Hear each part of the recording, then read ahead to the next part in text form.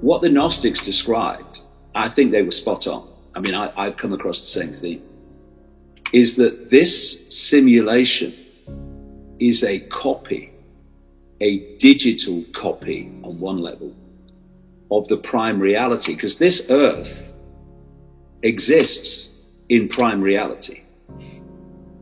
And it's on that higher frequency, that higher vibration, that much more ethereal vibration. And it's heart-centered, and it's a beautiful, wonderful, wonderful place, like creation in general overwhelmingly is. So what they did was basically take a copy of that.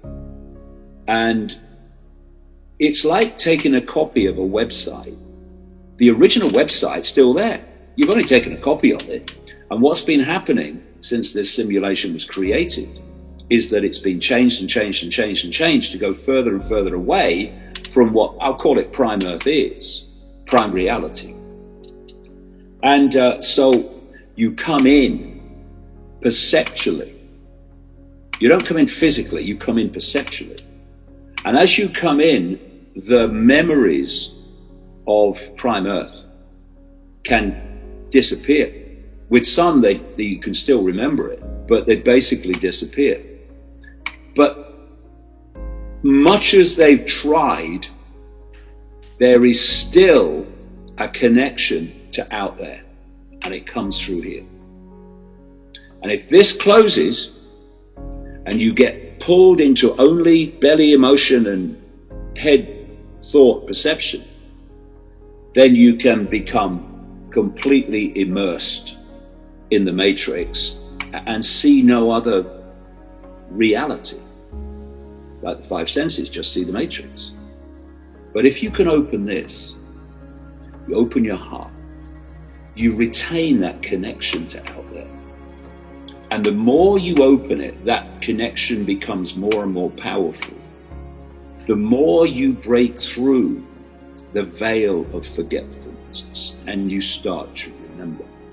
You start to remember who you really are, where you really come from, and where you really are in terms of the simulation. Just after the turn of the millennium, I just got so strong from somewhere. We're in a simulation, and the limits of it are the speed of light. The head thinks, and it tries to work it out, because it doesn't know. But the heart that's connected to beyond the simulation does know. And that's why intuitive knowing comes as a package. It doesn't come as a sequence of thought that reaches a conclusion. The conclusion comes in full. It's like, I just know. Oh, I'm thinking, I just know. That's the difference. And, you know, you can remember, you can feel where we come from and the scale of love that's there where we come from. And we came into this simulation to try to break the stranglehold that this reptilian force, this ultimately go out of that into ICKE, this distorted consciousness has on humanity. And once you start to feel these things and understand these things, well, it happens on many levels. There's that level. I just know what this could be, know what's out there, and how this is not how creation is meant to be. This is just a very, very dark place. The Gnostics describe the same thing.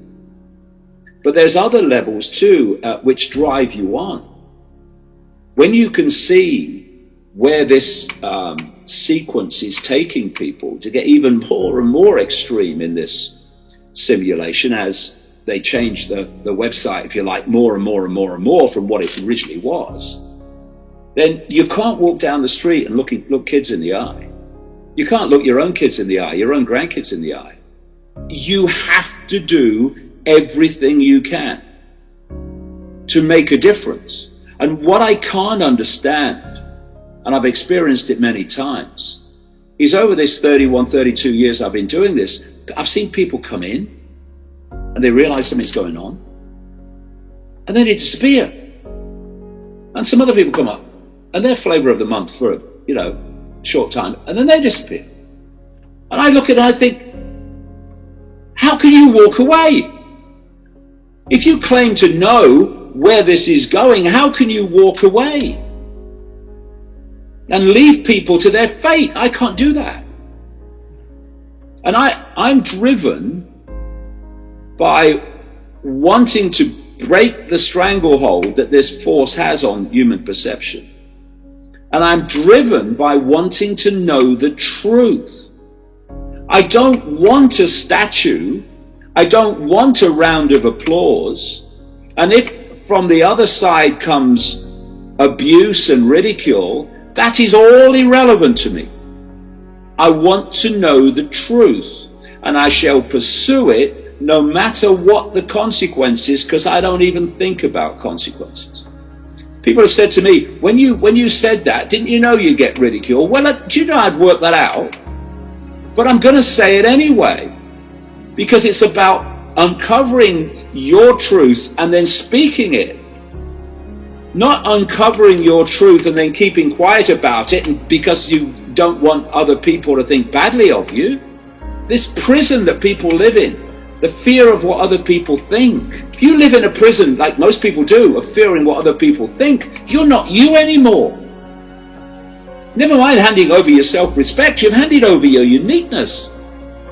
You're now molding yourself to become what other people think you should be. Where have you gone? We are part of an infinite expression of consciousness, all possibility, all potential. But we are unique expressions of that, as a unique series of experiences and perceptions that have created us, that have made us what we are. There is no contradiction between seeing that we're all one, that we're all expressions, points of attention within an infinite whole, and celebrating the uniqueness of our particular perceptual point.